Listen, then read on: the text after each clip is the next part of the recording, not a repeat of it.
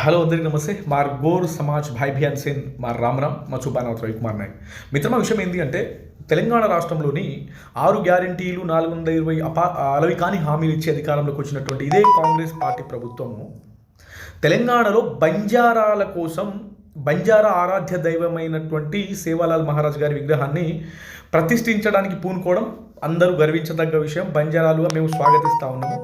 కానీ ఆ విగ్రహాన్ని తీసుకెళ్ళి ఏదో నల్లమల్ల అడవులో ఉన్నటువంటి మద్దిమడుగు లో ఆ విగ్రహాన్ని ప్రతిష్ఠించడం అనేది చాలా బాధాకరం. ఎందుకంటే మా బంజారాలు ఇప్పుడిప్పుడే అడవులు వదిలేసి అడవులు దాటి ఇప్పుడిప్పుడే పట్టణాలకు వచ్చి వాళ్ళ చదువులు కానీ వాళ్ళ వృత్తులు చేసుకొని బ్రతుకుతున్నారు.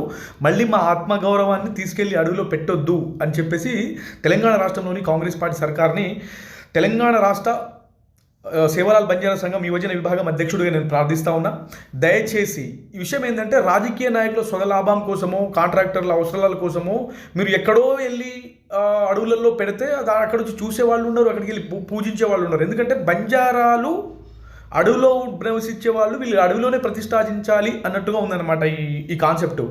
దయచేసి తెలంగాణ రాష్ట్ర ప్రభుత్వానికి మేము అప్పీల్ చేసేది ఏంటి అంటే ఆ విగ్రహాన్ని తీసుకెళ్ళి ఏ ట్యాంక్ బండ్ దగ్గరనో లేకపోతే యాదగిరి గుట్ట దగ్గరనో మా సేవలాల్ బంజారా సంఘం వ్యవస్థాపక అధ్యక్షులు మోతిలాల్ అన్న గారు చెప్పినట్టు యాదగిరి గుట్ట అన్న దగ్గరనో ఏ ట్యాంక్ బండ్ దగ్గర మన మొన్నటి రీసెంట్గా గతంలో బీఆర్ఎస్ పార్టీ ప్రభుత్వం ఏర్పరిచినటువంటి అంబేద్కర్ గారి విగ్రహం ఆ ఏరియాలో పెడితే చాలామంది బయట నుంచి వస్తారు. ఇది బంజారాల ఆత్మగౌరవం, బంజారాలు అత్యధికంగా ఆరాధించే దైవం సేవలాల్ మహారాజ్ అని చాలామందికి తెలుస్తుంది.